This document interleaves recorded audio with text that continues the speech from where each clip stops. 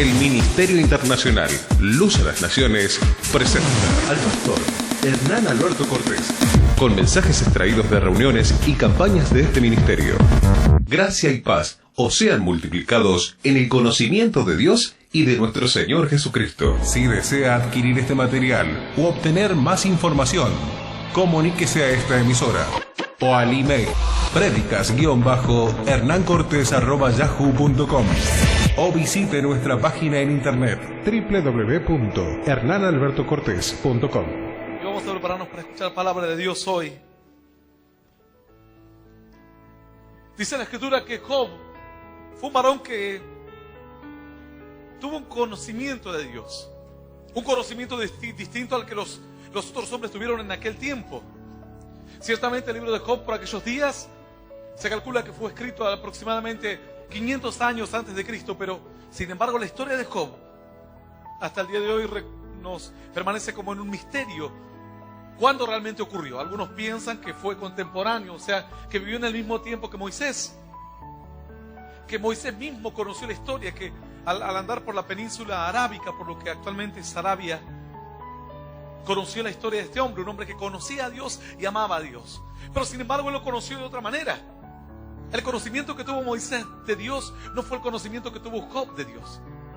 El conocimiento que tuvo Josué, Caleb del Señor no fue de ninguna manera parecido al que tuvo Job. Job tuvo otro conocimiento de Dios, un mismo Dios conocido de una forma distinta. ¿Por qué? Porque los planes eran distintos. Un mismo Dios, una misma persona que es jefe, sus empleados lo conocen de una manera. El mismo que es esposo, su esposa lo conoce de otra manera. El mismo que es padre, sus hijos lo conocen de otra manera. El mismo que tal vez en su tiempo fue alumno o instruido por alguien, otros lo conocieron de otra manera. El mismo que puede haber realizado cualquier actividad según la actividad que fuese, se dio a conocer de la forma que ameritaba la situación, que la situación necesitaba. Si tú trabajas en el ejército, tal vez otros conocerán cualidades de ti, otros jamás conocerán. Si tú trabajas en una oficina, algunos conocerán algunas cualidades de ti. Si tú eres jefe, mostrarás cualidades de ti que no serán mostradas de otra manera. Según la actividad que hagas, el entorno, el tiempo en que te desenvuelvas, mostrarás parte de tu faceta. Será la mejor, será la peor, sabe Dios. Sabe solamente el Señor. Si tú tienes dinero, se mostrará de ti una faceta. Si tú eres pobre, te conocerán de otra manera. Algunas personas dicen, si quieres conocer a la gente bien, dales dinero. Y ahí los vas a conocer. Porque a veces la pobreza actúa como una limitación para el hombre. Ciertas cosas no las puede hacer, no se anima a hacerlas porque no tiene el recurso para hacerlo. Ciertas cosas no se atreve a decir porque tiene miedo a que la cosa empeore, su situación laboral o económica empeore, y tarde o temprano necesita alguna ayuda de algún pariente, ser querido, de algún conocido. Entonces, según el entorno, es como te conocerán. Sos una misma persona. Sin embargo, se revelan aspectos de tu vida distintos porque las situaciones son distintas. Bueno, en Dios pasa exactamente lo mismo. Moisés conoció una parte de Dios. Job conoce otra parte de Dios. José conoce otra parte de Dios. Pero lo que lo hace distinto a Job, de José, de Caleb, de todos los otros hombres, patriarcas y hombres que tuvieron una comunión con Dios tremenda, hombres que fueron allegados a Dios por una relación espiritual muy fuerte. Lo que lo diferencia mucho es que tras la vida de Moisés, todos los hombres quedan bajo la ley.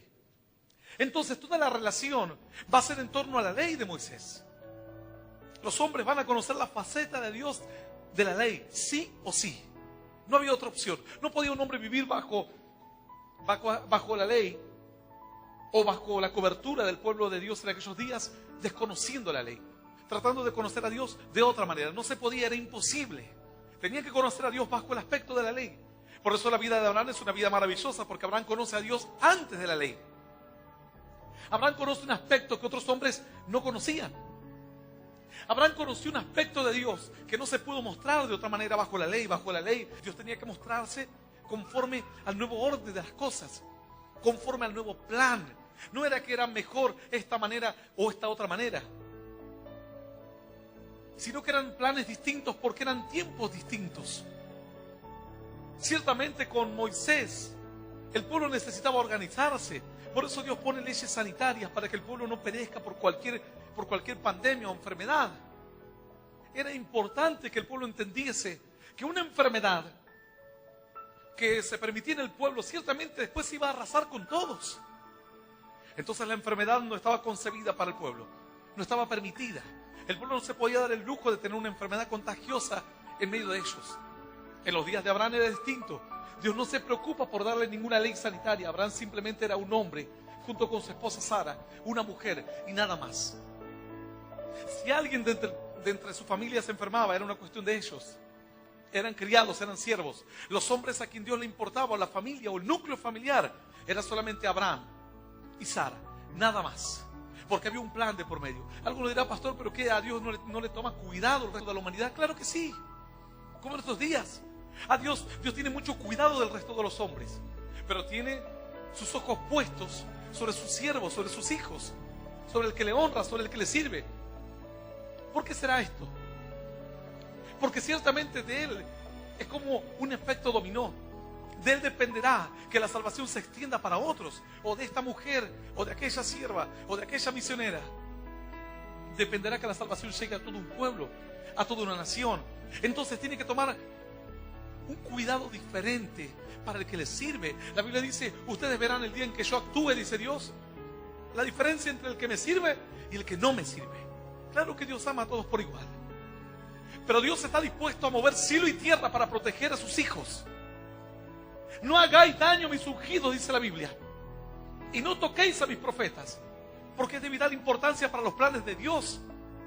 Dios hizo retroceder las sombras, hizo que la tierra comenzase a girar al revés, por amor a su pueblo, por amor a sus hijos, porque eso dependía de la salvación. Alguno dirá, pastor, ¿qué salvación? Si ese día estaban matando en Gabaón a los adversarios. No era la muerte ocurría todos los días en la antigüedad, como lo ocurre hoy, en los hospitales, en los accidentes de tránsito. La muerte es algo normal, es como la vida, es el fin de un ciclo. Simplemente que en aquellos días no había leyes internacionales y toda la guerra era algo permitido, era algo normal, era algo aceptado. Los reyes salían de campañas en ciertas épocas de la primavera o el verano y salían a conquistar otros pueblos para tomar esclavos, para tomar riquezas, para poder garantizar la subsistencia de su pueblo y de su raza. Ciertamente la muerte era algo común en aquellos días. Alguno dirá, ¿qué beneficio para los hijos de Dios que el sol se detenga en Gabaón? ¿Cuál fue el beneficio? Si de todas maneras hubo más derramamiento de sangre. El beneficio fue que luego miles y millones de personas ojearon en las páginas de la historia del pueblo de Dios, ojearon en las páginas de la palabra de Dios y vieron que Dios está dispuesto a mover no solamente la tierra, sino también conmover los cielos por amor a sus hijos y a sus escogidos. ¡Aleluya! ¡Y aleluya! Esa es la importancia. Eso es lo que marca la diferencia. Dios moverá cielo y tierra, dice el Señor. Pueblos daré por ti, naciones daré por ti. Moveré todo lo que tenga que mover y haré todo lo que tenga que hacer. No toques a mis ungidos, dice la Escritura. No te animes a tocar a mis escogidos. El que toca a uno de mis hijos, toca a la niña de mi ojo, dice el Señor.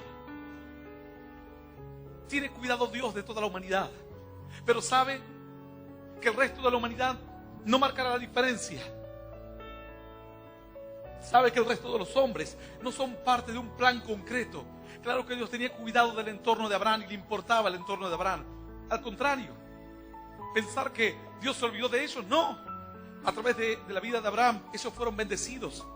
Aprendieron una forma de adorar. Los criados que veían a Abraham adorar, los criados que veían a Abraham con tanto tiempo y tanto cuidado invertir para construir un altar, luego sacrificar un animal y dejar que la fragancia o el aroma o el humo subiese a la presencia de Dios como una forma de adoración. Estos hombres empezaron a entender que había alguien más allá que podía marcar el rumbo de nuestras vidas. Hombres que vivían esclavos, hombres que vivían en otro tiempo o en otras familias, mejor dicho, bajo un yugo de servidumbre cruel, bajo castigos crueles. Dice que en aquellos días había muchas personas que estaban dispuestos a seguir como esclavos incluso de familias que eran temerosas de Dios. En ese caso, Dice que se tomaba y se le horadaba la oreja al esclavo, porque el esclavo decidía vivir para siempre con la familia, porque él ya no se consideraba un esclavo. Le quedaba el título de esclavo, pero él amaba a la familia, amaba la cultura de la familia, amaba cómo la familia lo trataba. Él sabía que podía salir en libertad, pero caer luego en esclavitud en otra familia y vivir en una esclavitud durísima. Él podía aprender letras en una familia culta. Eran como clanes, eran como pequeñas tribus. Entonces Dios dijo y le dio orden tocante a esto. Dijo: si tu esclavo quiere permanecer contigo, entonces vas a horadarle, vas a perforarle la oreja en presencia de otros.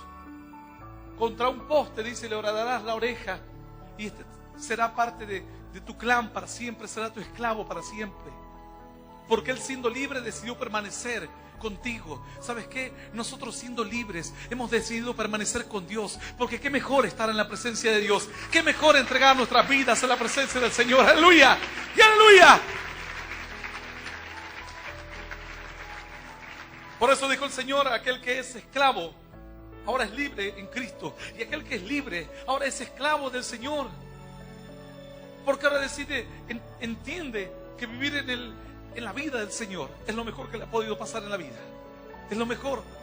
Y no está aquí en el pensamiento de uno decir: pero pastor, es esclavo de todas maneras. ¿Tú crees así? ¿Sabes que había mayordomos que se terminaban constituyendo como prácticamente dueños de la casa por el amor que le tenían sus amos? ¿Tú piensas que él iba a permanecer esclavo para siempre? Si a ti te dan la libertad y tú dices: yo no me quiero ir, me quiero quedar aquí en la familia, es porque ya tú no te sientes más esclavo. Ha quedado el título de esclavo, pero tú ya eres parte de una familia. Tú tienes una identidad, has encontrado tu lugar en el mundo. Lo mismo pasa en Cristo. Cada uno de nosotros tiene la libertad para abrir esa puerta un fin de semana, ir y hacer cualquier maldad, pero no lo hacemos más. Voluntariamente nos hemos puesto al servicio del Señor. Voluntariamente aceptamos, porque no nos sentimos como esclavos en este lugar. Tenemos la libertad todos los días. Voluntariamente cedemos nuestra autoridad a alguien que conoce mejor que nosotros el camino, a alguien que tiene más sabiduría que nosotros. Nos dejamos guiar por estatutos y preceptos más importantes para nuestra vida, que es la palabra de Dios. Cada hombre conoció a Dios de una manera distinta. Pero Abraham le conoció de una forma totalmente distinta a todos los demás. Sansón, Débora, Barak, Sangar, Otoniel, Ahod, Jefté, los jueces, el rey Saúl, David, Salomón, los reyes y todos los demás que le sucedieron. Jeroboam, Roboam, Josías, tantos otros reyes, todos, absolutamente todos, Sansón, todos le conocieron a Dios bajo la ley. Entonces conocen un aspecto de Dios, otro aspecto les es oculto a ellos. Bueno, también la vida de Job. Job conoce a Dios de una forma totalmente distinta. Por eso decimos que, si bien el libro de Job se escribe 500 años antes de Cristo, ciertamente la historia de Job se cree que transcurre en el mismo periodo en que existió Moisés. Porque Job no se encuentra bajo la ley. El discurso de Job, la vida de Job, no está bajo la ley. Si bien él hacía sacrificio, pero no se cuenta de que Job esté bajo el periodo, viviendo en el periodo de la ley. Abraham le conoce al Señor en una forma distinta. Por eso dice la Escritura que Abraham es el padre de la fe. Abraham no vive bajo la ley. Abraham vive en la fe. Es algo totalmente distinto. Son momentos diferentes de Dios. En uno Dios necesitaba organizar y crear una nación, un estado, un pueblo, darles una identidad. Dios no se podía dar el lujo de que entre el pueblo, entre 400 o 500 mil hombres, hubiese enfermedad. Una enfermedad contagiosa podía ser un desastre y marcar el fin incluso de todo el pueblo. ¿Sabes cuántos millones de personas han muerto por plagas? Pero en cambio, en la vida de Abraham no era importante las leyes sanitarias, porque lo que Dios estaba por hacer con Abraham era algo distinto. No era para fundar todavía un pueblo o una nación. Lo hizo con Moisés. Con Moisés el pueblo comienza a tener un sentido de pueblo. Antes eran esclavos. Ahora salen de Egipto y Dios dice: tienen que tener leyes. Leyes sobre la sanidad, Leyes sobre la autoridad, leyes sobre la crítica. Sabes que todas hay leyes, tú lees Levíticos, tú lees Números, todas son ordenanzas de Dios, leyes. Alguno dirá, pastor, sí, es muy aburrido eso. Todo, que la mujer tiene que andar así, que el hombre tiene que hacer esto, que los animales tienen que sacrificarse de tal manera, que hay que vestirse de esta y de otra manera, tales tejidos se usan, tales tejidos no, tales animales se comen, tales animales no. Cuando el pueblo marcha a la batalla tiene que hacer tal cosa, cuando el pueblo acampa tiene que recoger toda la basura, enterrarla. Y parece algo innecesario para una vida espiritual, sin embargo es algo importante para ti, para que tú entiendas el sentido de comunidad que tenía Dios, la importancia de la unidad, porque en la unidad estaba el poder y la fuerza de los hijos de Israel. Así como no podía haber enfermedades en aquellos días, tampoco puede haber en estos días enfermedades en una iglesia, enfermedades espirituales hablo. Porque ciertamente el que está enfermo espiritualmente comenzará a contagiar a otros, y esa enfermedad ha de tratarse. ¿Sabes qué hacían en los tiempos? Cuando alguien estaba enfermo se lo apartaba del grupo. Voluntariamente los sacerdotes lo apartaban, los sacaban fuera del campamento a ver si realmente está sano. Si está sano, después de una semana o dos, las manchas o los síntomas van a desaparecer. Pero si no está sano, vas a empeorar. Y así hay veces que Dios, por proteger a sus hijos y proteger a su pueblo, en la vida espiritual sucede lo mismo. Hay personas que están enfermas espiritualmente, vienen a una iglesia, asisten a una congregación, pero no vienen con un espíritu pronto, con un espíritu afable.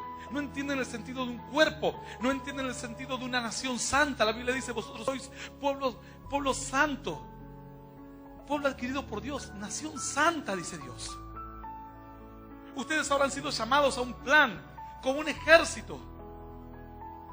Y si alguien entre ustedes no representa lo que Dios quiere, Dios lo terminará sacando.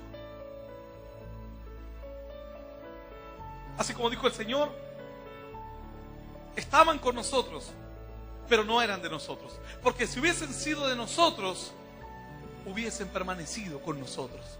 Pero como no permanecieron con nosotros, significa que no tenían que estar. O que estaban enfermos, que su vida representaba un peligro para otros. La Escritura es muy importante, es muy clara, y es muy importante que conozcas todo lo tocante a la ley, porque la ley representa el pensamiento de Dios para un pueblo, para un grupo de personas que tienen un proyecto común, con leyes estrictas en cada área, en cada ámbito. El adúltero, dice, lo matan al adúltero. Aquel que cause cualquier aberración o realice cualquier aberración entre el pueblo será cortado del pueblo, con la tristeza, con el dolor de por medio, lágrimas de los parientes, seres queridos. La persona era muerta, se le quitaba la vida y se la apartaba para siempre del pueblo, para proteger el cuerpo, para proteger la unidad. Tú te cortas el dedo y el médico tiene que decidir en qué hacer. Si tú dices, no, yo no quiero perder el dedo, pero hay veces que dice Dios, es mejor que entres al reino de los cielos sin un brazo, sin una pierna, pero que entres. Y algunos siempre se preguntó, pastor, ¿eso qué significa? Quiere decir que a veces dice, si tus ojos te son causa de tropiezo, quítalos y échalo de ti. Entonces, pastor, me voy a tener que sacar las orejas, los ojos, la boca, porque la boca me es de tropiezo, los ojos me son de tropiezo, lo que escucho me es de tropiezo. Así hizo un hermano. Agarró y dijo que él tenía que circuncidarse para Dios y se cortó un dedo. Bueno, este varón no está muy bien en sus cabales.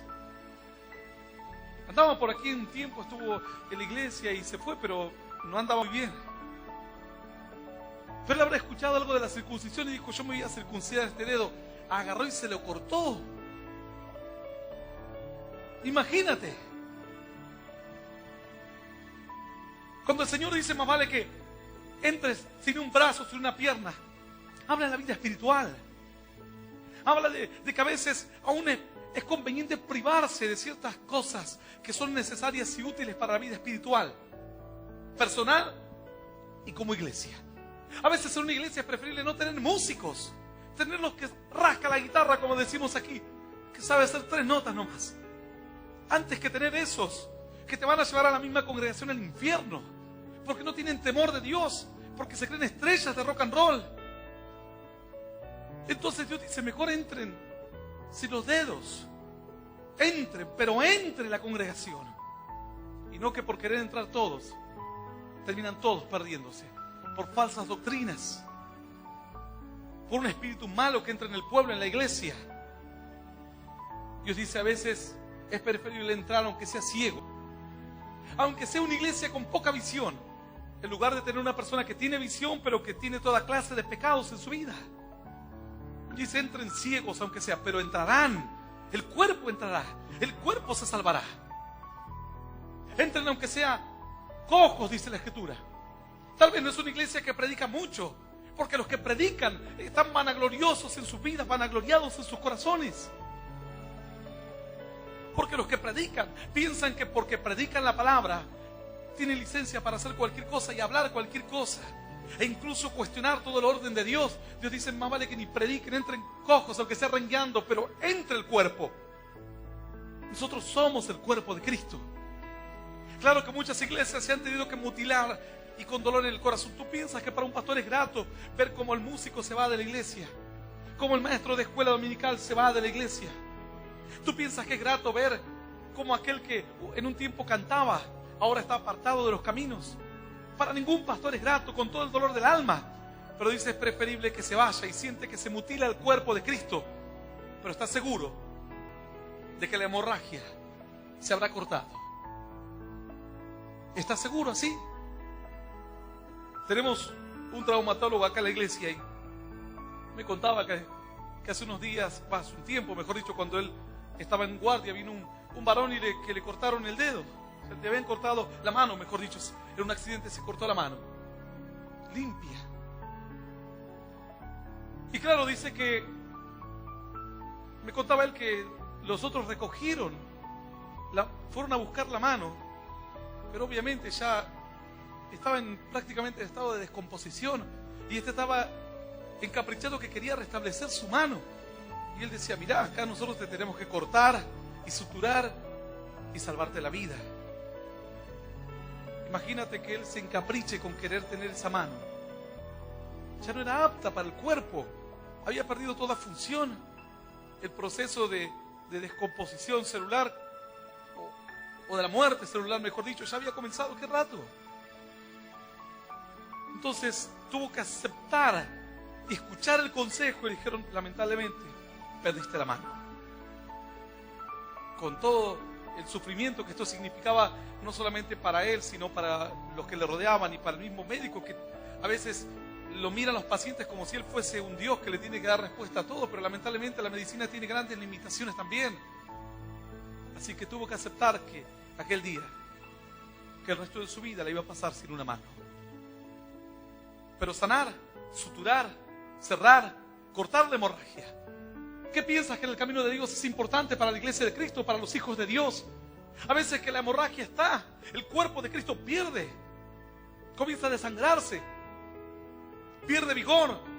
Y a veces los pastores tenemos que asumir que Dios va a empezar a cortar.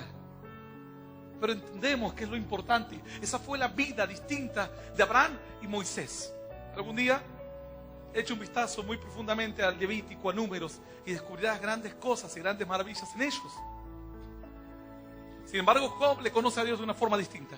No solamente por el sufrimiento que implica el haber sufrido una sarna maligna desde la cabeza hasta los pies, sino porque Job entiende de Dios algo distinto. Job es como un varón a quien Dios le revela grandes cosas. Una vida maravillosa, dice la Escritura así, en el libro de Job.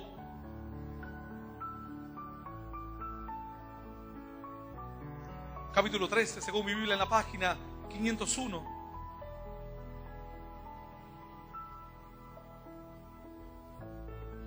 Vamos a leer el versículo 26, pero ¿cómo es tan corto el versículo 26? Voy a leerte unos versículos antes, como para que tú comprendas un poco el contexto de la historia de Job. En este caso, Job dice que era un varón que estaba muy enfermo.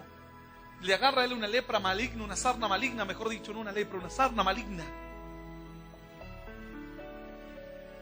Los amigos, pierde también a sus hijos los hijos pierden la vida en un accidente, pierde sus riquezas, pierde todo. siendo un hombre muy próspero, un hombre muy importante. Dice que entre tanto que él estaba lamentándose de su situación, vienen amigos y lo visitan para consolarlo. Pero entre que el consuelo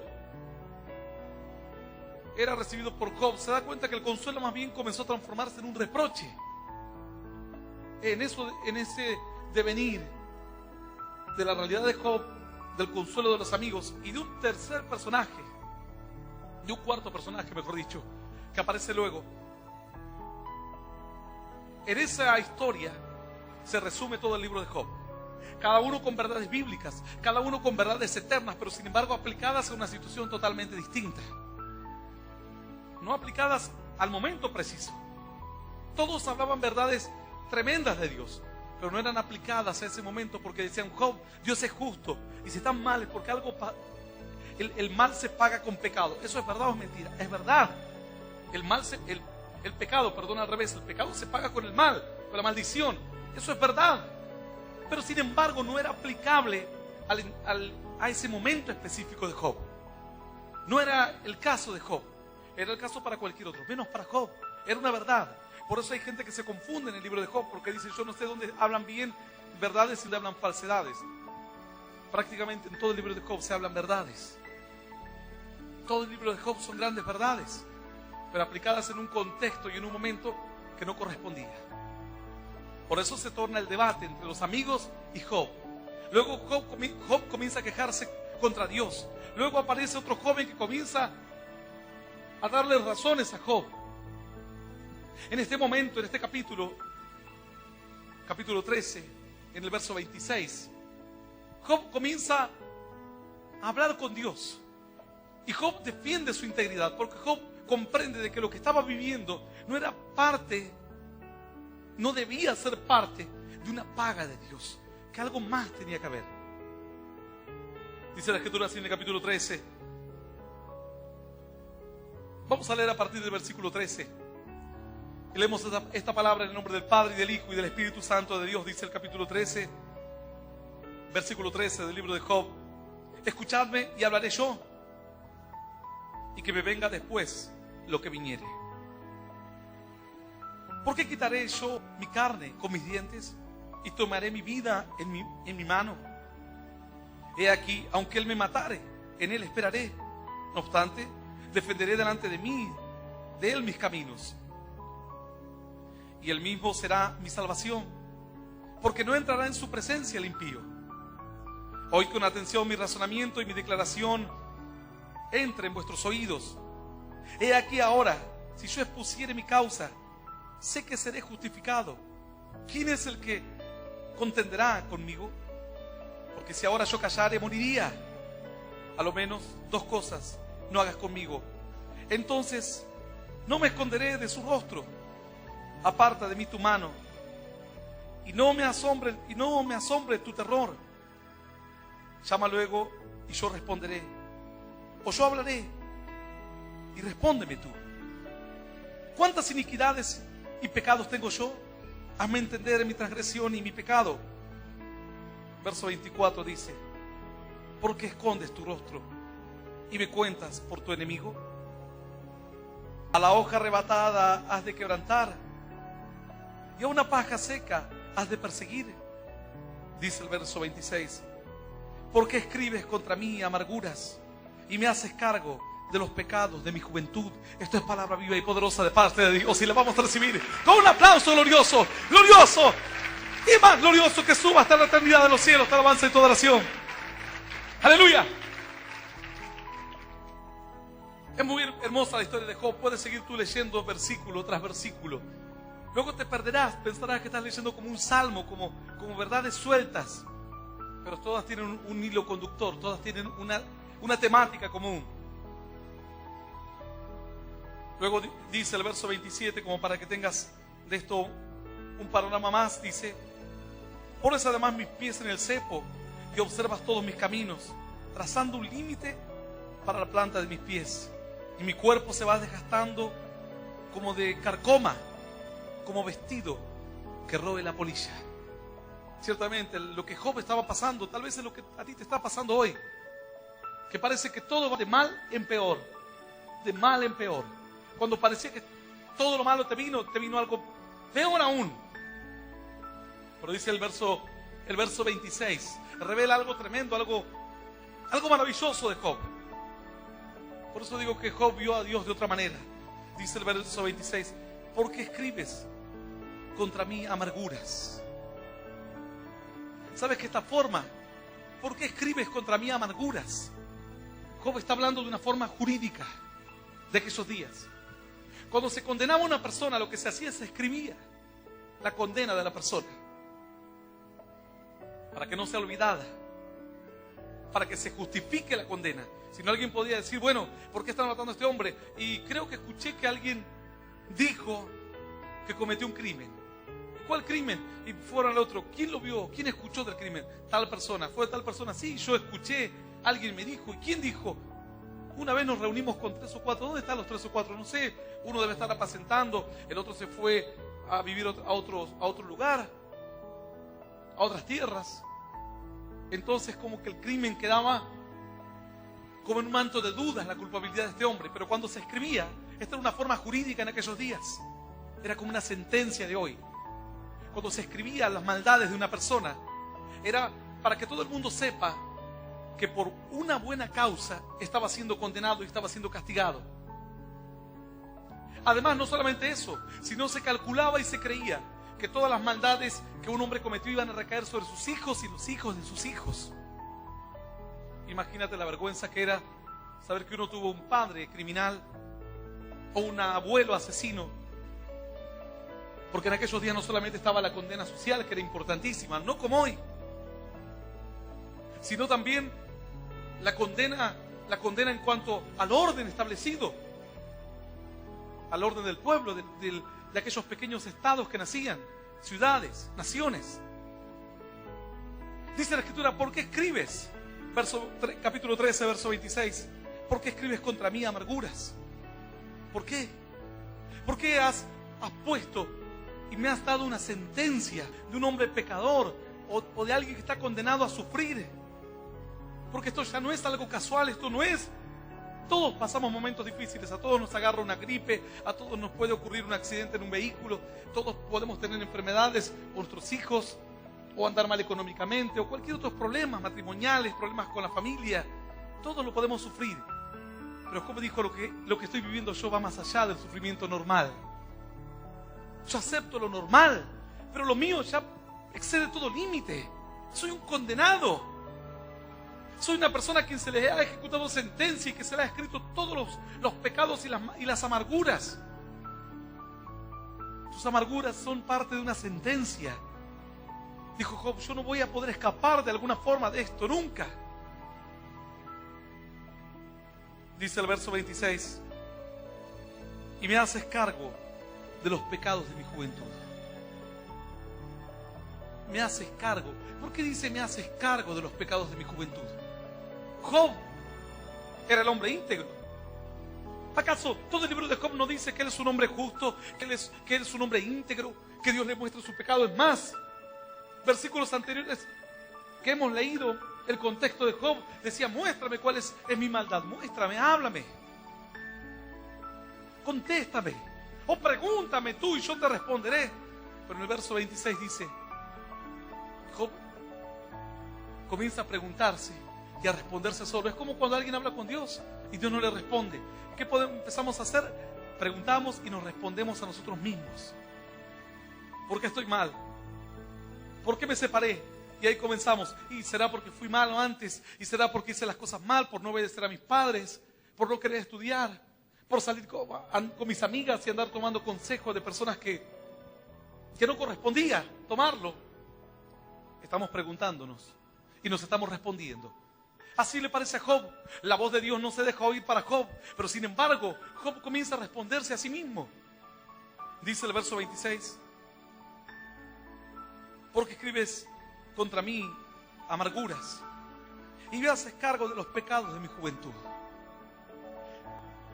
Job entonces, en este versículo, dice, me estás haciendo cargo de pecados de mi juventud. Es uno de los pocos pasajes en los que Job reconoce su pecado, reconoce que había pecado. Ahora, esto no es una contradicción en la vida de Job. Todo el libro de Job muestra su justicia. Es más, cuando comienza la historia dice que era un hombre intachable. Un hombre que hacía sacrificios por él, por su esposa y por sus hijos. Por si alguno de ellos pecó, consciente o inconscientemente. Un hombre temeroso en gran manera. Sin embargo, aquí en el versículo 26 dice: y me haces cargo de los pecados de mi juventud. ¿Por qué? ¿Por qué, Señor? Sin embargo, Job conoce a Dios de una forma distinta. Job tiene un conocimiento de Dios que nosotros tal vez hasta lejos estamos de conocerlo. En aquellos días Job había descubierto a Dios. No se cuenta cómo conoce Job a Dios, como no se cuenta cómo conoce Melquisedec a Dios. Se cuenta cómo conoce Abraham a Dios. No se cuenta mucho cómo conoce Jabes a Dios. Pero sin embargo Jabes invoca a Dios. Invoca con un grito y con un gemido desesperado. Su oración es oída. Pero ¿cómo conoce de Dios? ¿Cómo le nace el deseo de acercarse a Dios? No se sabe, como tampoco se sabe en la vida de Job. Lo que se sabe de la vida de Job es que él logra conocer el aspecto de Dios, un aspecto distinto. Un Dios perdonador, un Dios santificador, un Dios renovador, un Dios creador. Todo esto conoce Job.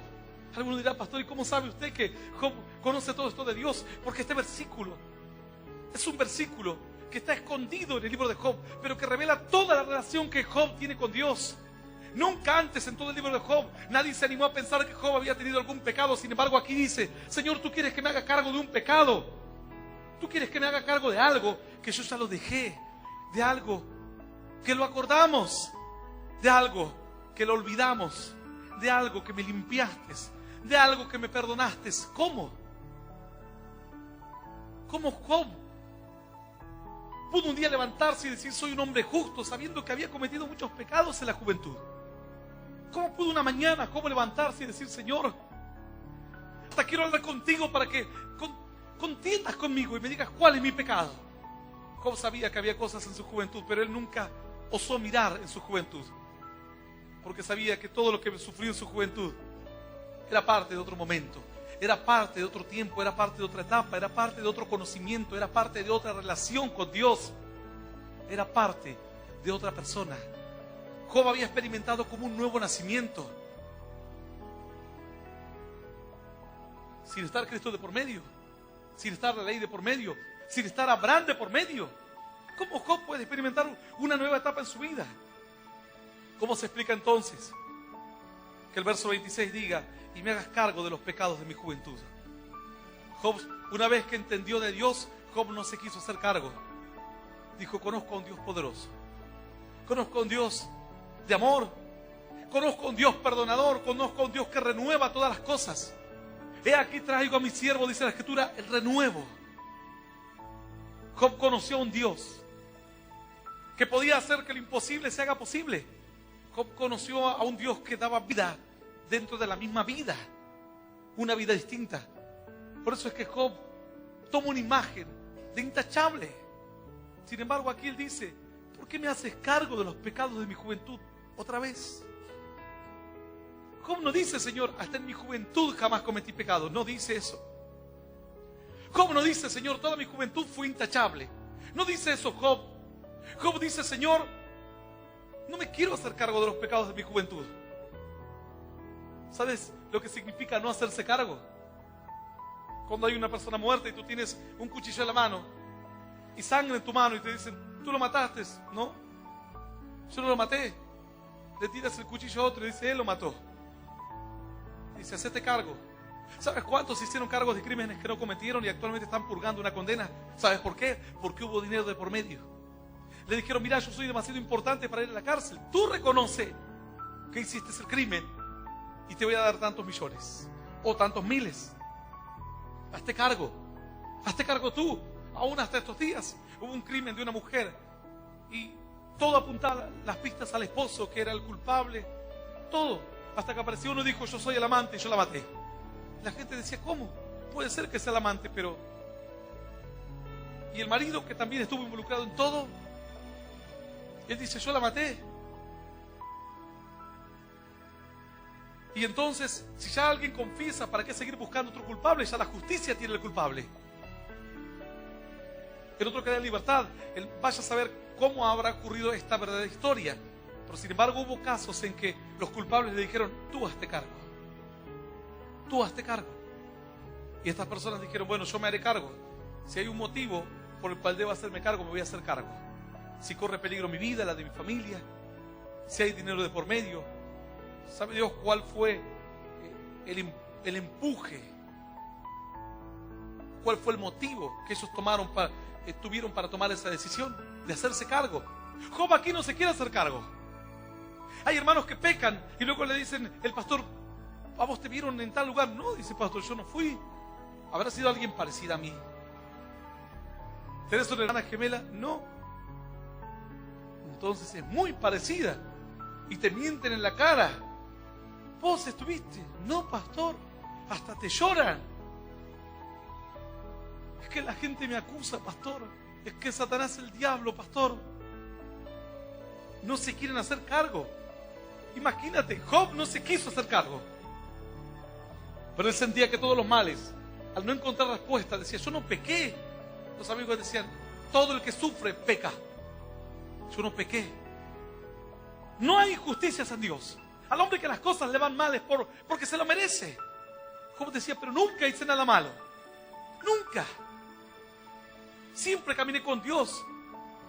Pero sin embargo aquí cuando él habla con Dios dice, Señor, ¿por qué quieres que me haga cargo de los pecados de mi juventud? ¿Por qué me voy a hacer cargo de los pecados de antes? Si eso ya está olvidado. Eso ya está perdonado. Ese asunto ya lo charlamos. Esa deuda ya está saldada. Ya no puedes traerme a memoria todos los pecados antiguos. Alguno tal vez todavía no entiende lo que esto significa de los pecados antiguos. Sin embargo, con esta historia entenderás. Cierto profeta, un hombre temeroso de Dios, tenía que tomar cierto camino y cierta ruta para sus tareas, porque los profetas en aquellos días no solamente eran hombres que hablaban de Dios al pueblo y al gobernante de turno, sino eran hombres que también instruían a otros, a hombres jóvenes, quienes también tenían el deseo de servir a Dios. Se armaban como escuelas de hombres de fe, de profetas. Entre tanto que este hombre viajaba siempre con su criado, dice que cierto día pasó por la casa de una familia y le dieron hospedaje. Se quedó en aquel lugar y estuvo tan cómodo y tan agradecido, y la familia estuvo tan contento por todo lo que este hombre de Dios hablaba, eran tan bendecidos que le dijeron, queremos que cada vez que pases por aquí vengas, que vamos a reservar un lugar para ti. Y así lo hizo regularmente, cada tanto pasaba por aquel lugar y se hospedaba en aquella familia, al punto que ellos destinaron una habitación especial para que se hospede este hombre de Dios. Cierto día le habla a su criado y le dice, mira, esta mujer con su esposo que nos prestan este lugar han estado tan solícitos, tan dispuestos a ayudarnos, y nunca le hemos pagado nada, nunca le hemos retribuido de ninguna forma. ¿Qué podemos hacer por ella o por su esposo? El criado le dice, ¿sabes tú que esta mujer es estéril, no tiene hijos? Entonces llama a la mujer y le dice, ciertamente el Señor te bendecirá y por este tiempo, el año que viene, tendrás en tus manos a un niño. Siendo estéril tantos años de esperar. Finalmente, transcurrido el tiempo, esta mujer da a luz un niño, un milagro tremendo, algo imposible, algo maravilloso para la familia. El profeta de tanto en tanto seguía pasando por aquel lugar. Cierto día el niño se transformó en un muchacho, y como de costumbre acudía a ayudar a su padre en lo que era el trabajo del campo. Entre que estaba en el campo, dice que empezó a gritar, mi cabeza, le estallaba la cabeza y finalmente enfermó. Lo llevaron inmediatamente a la casa, estuvo allí agonizando algún tiempo y murió. Entonces, esta mujer desesperada manda a llamar a este profeta junto con su criado y le dice que venga, que su hijo estaba muerto. Cuando viene el profeta y le dice, ¿qué ha pasado en tu casa? ¿Qué ha pasado con tu hijo? ¿Sabe lo que le dice la mujer? No le he dicho a mi Señor que no me traiga recuerdos los pecados de mi vida, mis pecados anteriores. ¿Por qué me ha acontecido este mal? ¿Qué le dijo a esta mujer? Todo lo que estoy padeciendo es producto de lo mala que fui cuando joven, cuando era niña, antes de casarme. Por eso me acontece todo esto. Yo no le dije acaso que no me dé nada, si realmente me merezco estar así. Pero tener un hijo, verlo crecer y arrancármelo, es un sufrimiento y un tormento aún más grande que nunca haberlo tenido. Esta mujer entendía que esto era parte de un castigo, de todo lo que ella vivió, de todo lo malo que hizo. El profeta dice: no es así, esto no es un castigo, yo te he traído bendición. Sabes que hay muchas bendiciones que vienen de parte de Dios que Satanás quiere arrancártelas. Cuando te las arranca, tú entonces comienzas a pensar: me lo merezco, porque hice esto mal, porque hice lo otro mal, porque critiqué, porque anduve haciendo cosas que no correspondían, porque mi juventud fue muy malo, porque dañé mucha gente. Y te haces cargo de la maldad. Así sintió Job. Dijo: ¿por qué me haces cargo de los pecados de mi juventud? ¿Por qué tengo que hacerme cargo? Si eso ya está, eso ya fue, eso ya pasó, esto es otra historia. Job, un hombre tremendo de Dios, pero se conoce aquí que Job estaba viviendo su segunda historia, una historia de fe, una historia de integridad, una historia de un pacto nuevo con Dios. Lo del pasado Job no lo quería ni recordar. Sabe Dios qué pecados habrá cometido Job en el pasado, en su juventud. Pero él dijo: ya está, eso, yo no me voy a hacer cargo de esos pecados. Ciertamente el profeta oró por este joven y finalmente este joven volvió a la vida. Esta mujer entendió que la maldición había tocado su casa no para recordarle todos los pecados anteriores o para que se haga cargo de todos los pecados anteriores, sino porque Satanás quería robarle una bendición, sino porque Satanás quería que ella se hiciese cargo. Como en tu vida en estos días, Satanás quiere que tú te hagas cargo. ¿Quería Dios que Job se haga cargo de los pecados anteriores? No. Cuando Dios perdona, perdona una sola vez y alcanza para siempre. Nunca se pide perdón por un pecado 2, 3, 4, 5, 20, 30 veces, ¿no? Porque eso se trae en un juego satánico.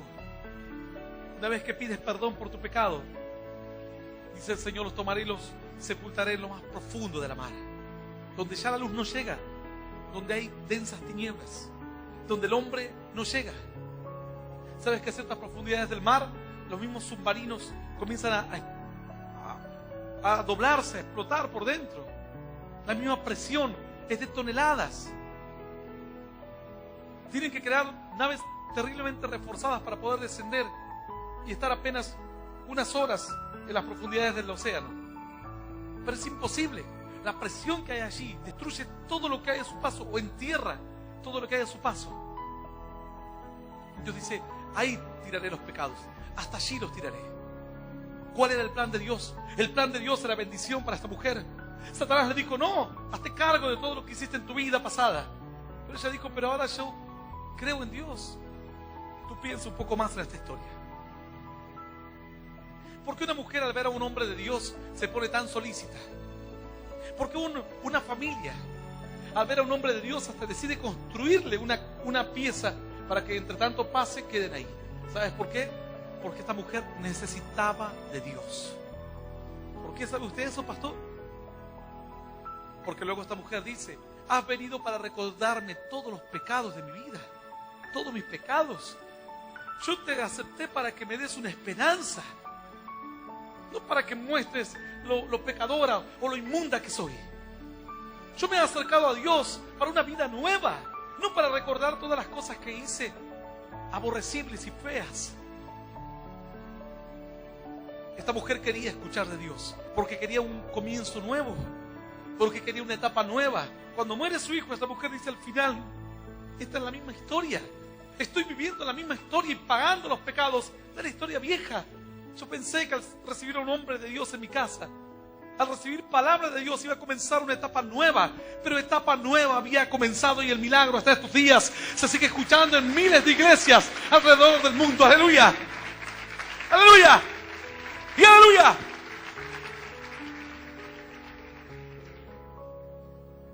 Satanás quiere que te hagas cargo. El diablo quiere que te hagas cargo. Que te hagas cargo de pecados que Dios ya te perdonó.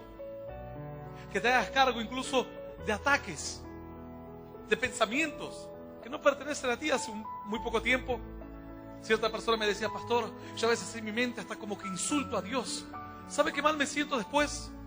Después ya no quiero ni abrir la Biblia, no quiero ni ir a la iglesia, porque digo, soy una persona terrible, soy una persona que no tiene cura. Yo le digo, ¿sabes qué?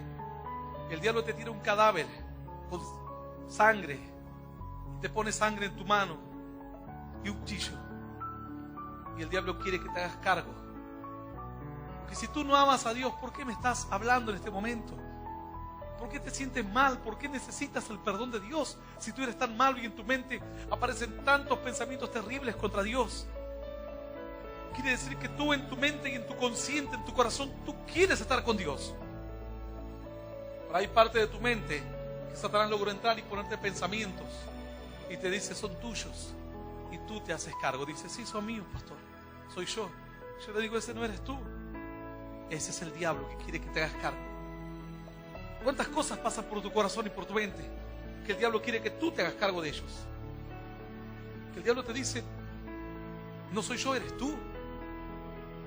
Y tú miras la sangre en tu mano, tú miras el cuchillo, el cadáver y dices, miras a todos los demás que no tienen ni cuchillo ni sangre en las manos y dices, soy yo me hago cargo. Y caes en los lazos del diablo. Job dijo, Señor, ¿por qué quieres que me haga cargo de los pecados de mi juventud? Eso ya fue. ¿Quieres ahora que me haga cargo otra vez? Que vuelva a pedir perdón por los pecados de mi juventud y que diga que todos estos males que me están llegando ahora es por lo malo que fui cuando era joven.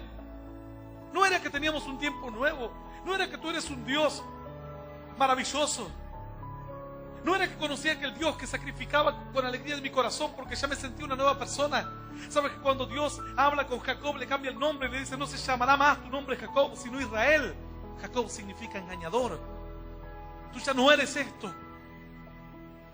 Dice que Saulo, una persona que antes perseguía a los creyentes, cuando Dios lo encuentra, le cambia el nombre y ya no se llama más Saulo, se llama Pablo, que significa el más pequeñito de todos. Y antes era Saulo, perseguidor. ¿Cómo puede una persona llamándose aborrecedor servir a Dios? A ver, va a pasar el aborrecedor Felipe, que pase a dar testimonio aquí. Hermana, tiene que ir a hablar con aborrecedor. O alguno dirá, pastor, ese no da tanto miedo. Bueno, pongámosle el destripador. Y ya está más complicado el asunto. El destripador va a estar en la puerta este fin de semana, sábado y domingo. Nadie va a venir al culto, imagínate, el destripador va a estar ahí. Dice, no, pastor, eso no me puedo llamar. ¿Con quién te casaste, querida? ¿Con el destripador? ¿Con el carnicero? No. Vamos a jugar al fútbol. Sale Andrés y entra el carnicero. No, ya no jugamos más, nos vamos. Lo ganaron ustedes. Imagínate. Es un nombre con el que tú no puedes servir a Dios. Pero también esa era la figura de cuando Dios le cambiaba el nombre a algunas personas porque ellos con la imagen mala que tenían de sí mismos no podían servir a Dios. Dios les estaba enseñando que iba a comenzar una etapa nueva, un tiempo nuevo, pero Satanás, a mitad del tiempo nuevo, con el transcurso de la etapa nueva, le decía, no, tú tienes muchos malos pensamientos en tu mente. Son tuyos. Tú eres el mismo de antes. Tú eres el mismo mentiroso, la misma ladrona, el mismo engañador. Y entonces la persona duda. ¿Por qué duda? ¿Por qué duda? ¿Por qué no dice, diablo, fuera de mi vida? Se escucha tan fácil, ¿cierto? Cuando vienen los problemas, diablo, fuera de mi vida. ¿Por qué duda? ¿Por qué dudó Job? Dice que en el verso 26 Job dijo, ¿por qué escribes contra mí amarguras y me haces cargo de los pecados de mi juventud? ¿Por qué? ¿Por qué duda Job? ¿En algún momento del libro de Job Dios le dice, hazte cargo de tus pecados? No, Job comienza a hablar y Job se responde. Cuando le habla a Dios, no le habla a Dios cosas malas. En los últimos capítulos de Job, Dios le habla a Job y le dice, Job, ¿dónde estabas tú cuando yo puse los cielos y la tierra? Job, ¿conoces tú la grandeza de toda la creación? Job, ¿sabes tú los planes que yo tengo? ¿No sabes que en ti hay bendición? ¿No sabes que yo te he elegido? Y luego le dice a los amigos, por cuanto ustedes no hablaron bien contra mi siervo Job, hasta que mi siervo Job no ore por ustedes, no habrá bendición en sus vidas. Y todos lo miraban a Job como diciendo: ora, Job, por favor, para que no caiga la maldición sobre nuestros corazones. Cuando le habla a Dios a Job, le habla en términos de amor, en términos de esperanza, en términos de gloria, en términos de poder, de victoria. Y Job en un momento empezó a decir: la verdad, Señor, que ahora lo único que falta es que me ponga a decir que todos los pecados de la juventud me vuelva a acordar de ellos, me vuelva a arrepentir, me vuelva a sentir mal, comienza a sacrificar por los pecados de mi juventud, a entristecerme por los pecados de mi juventud. Satanás quería que se haga cargo de eso. Y Job en un momento hasta dudó, dijo: Señor, pero tú quieres que yo me haga cargo de esos pecados, porque él buscaba un motivo de toda la situación adversa que le tocaba vivir.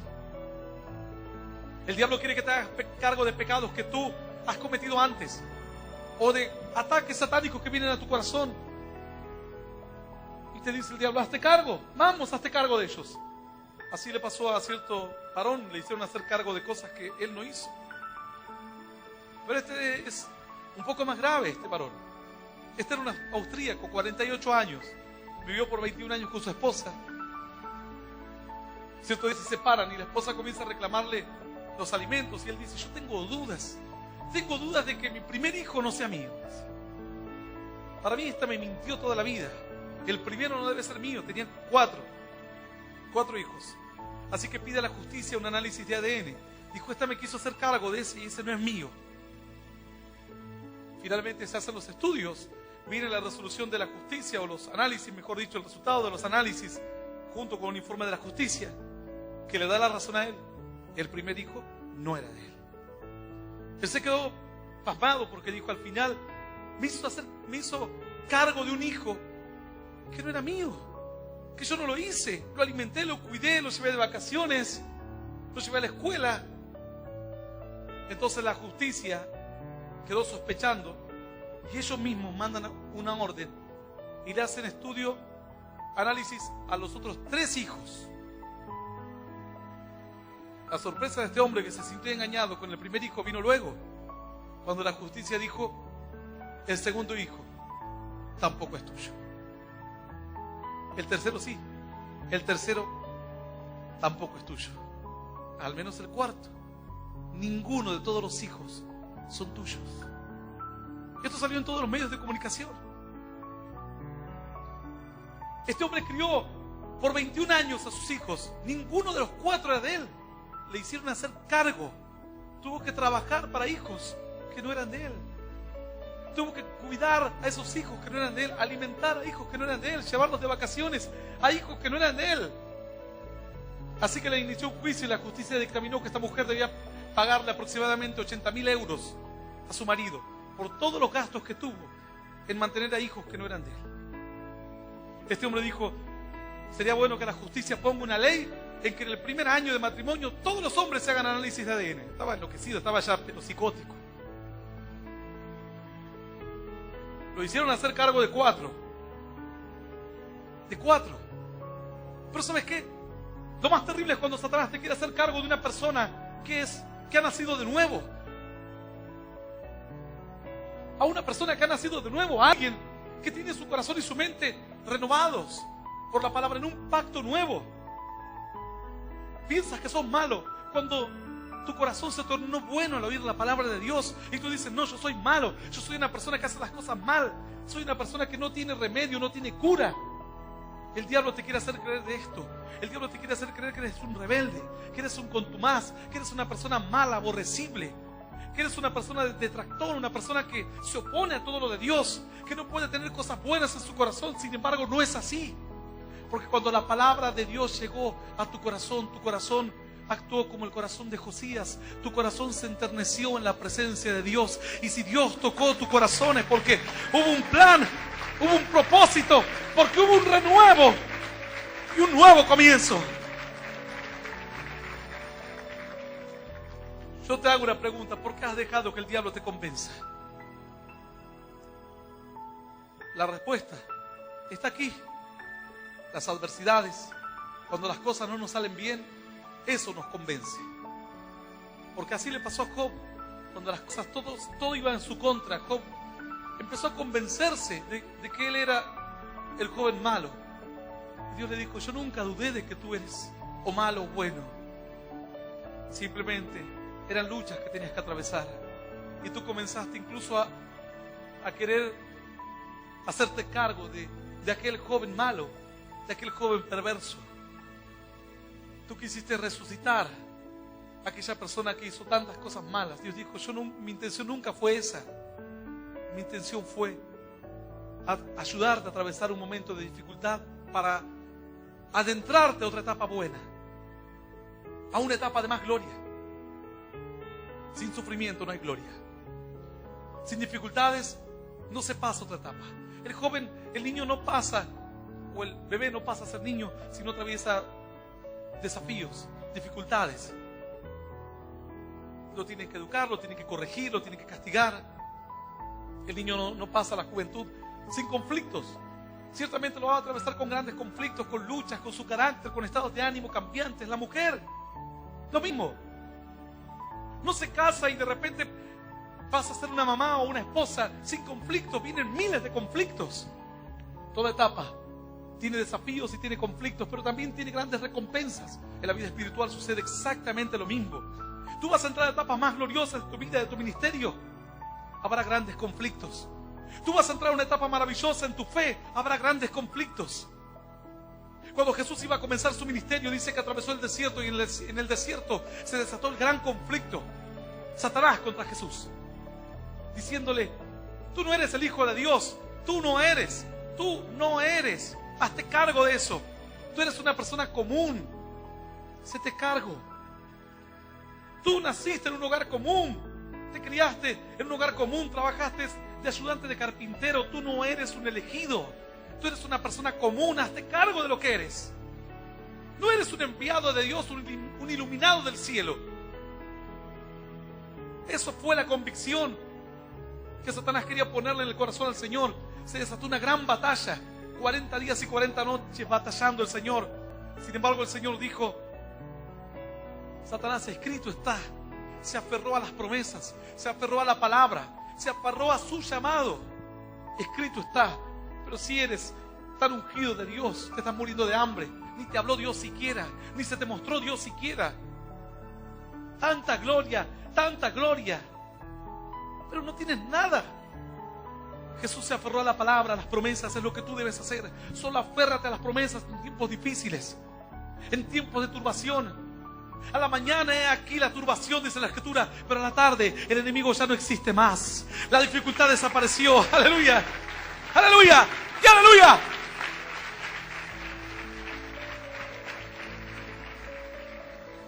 Yo voy a invitarte a que te pongas de pie hoy. Satanás quiso que Job se hiciese cargo de los pecados de la juventud, para que la maldad, o la dificultad, mejor dicho, tuviese un justificativo, para que él se convenciese, me lo merezco por lo malo que fui. No era el plan de Dios, como no es el plan de Dios en tu vida hoy. Pueden venir luchas a tu corazón, pueden venir dudas a tu mente, pueden venir ataques terribles a tu mente, pero nunca, jamás te hagas cargo. El Señor ya te limpió. Alguno dirá, pastor, pero no voy a reconocer lo que fui. El plan de Dios no era que reconozca. Job ya reconocía que él había cometido errores, pero los había borrado de su mente. Satanás le decía, no, todo lo que hiciste antes tiene consecuencias hasta ahora. Pero Job decía, ya está eso. Por eso dijo Job, Señor, ¿quieres tú que me haga cargo de los pecados de mi juventud? ¿Tú quieres eso para mí? Dios jamás quiso eso para ti. Jamás quiso Dios que te hagas cargo de situaciones que te van a llevar a una destrucción espiritual. ¿Sabes cuántas personas están atravesando grandes luchas en su mente y en su corazón? Luchas terribles. Pensamientos tremendos de adulterio, de fornicación, de separación, de suicidio. Pensamientos de desánimo. Y luego tú quieres acercarte a Dios y quieres comenzar una carrera de esperanza.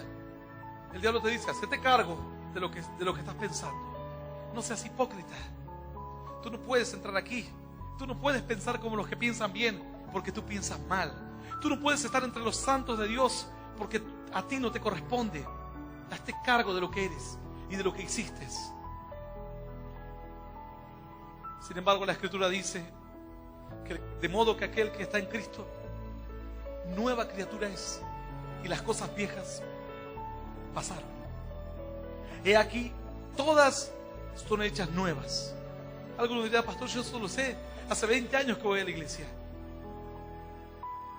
¿Tú piensas que Job no lo sabía? ¿Piensas tú que Job no conocía todo esto de Dios?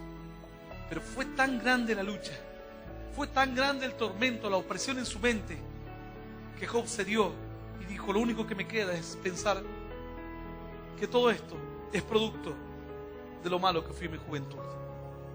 Y le dijo a Dios, ¿quieres que me haga cargo de esto? ¿Quieres tú que me haga cargo de lo que fui? No. Tú le preguntas a Dios lo mismo. El Señor te dice, no. Mi hijo, Jesús de Nazaret, ya se hizo cargo por ti. Tú no tienes que hacerte cargo. Tú no te hagas cargo. Aunque tienes la sangre en tu mano, el puñal en tu mano y el cadáver frente tuyo. El Señor te tomará el puñal de tu mano, se manchará las manos con sangre y dirá, vete. Yo me haré cargo. Yo tomaré tu lugar. Si alguno en esta noche entiende esta palabra, hombres y mujeres de fe, no importa si eres un pastor, un predicador, un apóstol, un querubín, lo que fuere, hay una ley espiritual que no se salva a nadie. Son leyes espirituales bajo las cuales nos sometemos todos, incluso hombres tan grandes y tan tremendos como Job, hombres que conocieron a Dios como hombre alguno jamás le conoció. En un momento Job tuvo que entender que no era el plan de Dios hacerse cargo de los pecados de la juventud, o de errores o de equivocaciones. Pues en esta hora tal vez Satanás logró hacerte cargo de muchas cosas durante todos estos años, de cargos de conciencia, cargos de culpabilidad, de malos pensamientos, de situaciones que no bendicen a nadie. Y el diablo dijo, hacete cargo, pero ya te has hecho cargo de tantas cosas que prácticamente la cruz es inútil hoy para ti. Dice el Señor, toma todas estas cargas, tomad todas esas cargas y dejadlas en la presencia de Dios. Tomad mi yugo y mi carga, porque ligero es mi yugo y liviana mi carga. Y dice Dios que tienes que entregarle toda carga. Echa sobre Jehová tu carga y Él te sustentará. Él te levantará y mañana te levantarás como un ungido de Dios. Algunos dirán, pastor, ¿eso le parece fácil a usted? Que yo mañana, hoy mismo tras esta predicación, me pare frente al diablo y le diga, diablo, no te tengo miedo, no te vas a meter en mi casa, no vas a enfermarme, no vas a deprimirme, porque soy un ungido de Dios. Tú dirás, no, pastor, en cuanto le diga eso, el diablo me va a decir, hacete cargo que hace 3 días te quisiste quitar la vida, que hace una semana le dijiste tantas barbaridades a tu esposa, que hace tanto tiempo robaste, que hace 2 meses estuviste en esto, en lo otro. Y ahí comenzarás a achicarte, a desinflar. Dirás, sí, me voy a hacer cargo. Dios dice, no te hagas cargo. Dios no le habló a Job para que se haga cargo de los pecados de su juventud. Le habló a Job para que entienda que a veces vamos a atravesar tormentas, luchas, adversidades terribles, pero que tras la adversidad vendrá la bendición. Tras la gran tormenta vendrá la calma y el milagro. Si alguien esta noche quiere hacer una oración de fe, yo le voy a invitar a que cierre sus ojos. Aquellos que nunca aceptaron a Cristo en su corazón como único Señor y Salvador de sus vidas, o aquellos que le conocían pero que se encontraban en la situación de Job y estaban haciendo cargo de miles de errores, que estaban poniendo una carga en tu peso, en tu corazón, y un peso insoportable. El Señor quiere ahora que comiences una nueva etapa, una etapa de fe, un hombre nuevo.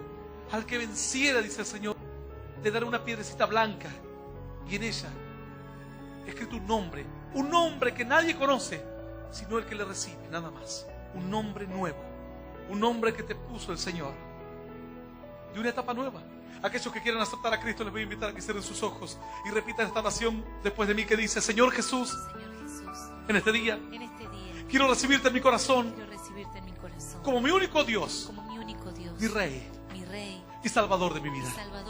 Te pido perdón, Señor, por todos mis pecados y por mis errores. Quiero que tú me ayudes a conocerte conocerte, a seguirte a seguirte y a hacerte fiel. y a serte fiel. Señor, Señor, anota mi nombre anota mi nombre en el libro de la vida en eterna. el libro de la vida eterna.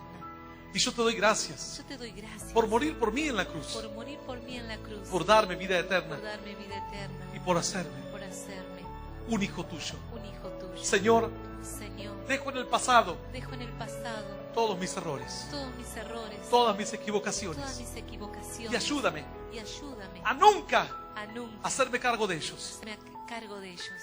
Por eso murió Cristo, Por eso murió Cristo, para tomar mis pecados para tomar mis pecados y limpiar mi corazón. y limpiar mi corazón. Yo te doy Yo gracias te doy gracias en el nombre del en Padre, el nombre del Padre, del Hijo del Hijo y del Espíritu Santo del de Dios. Espíritu Santo de Dios. Amén.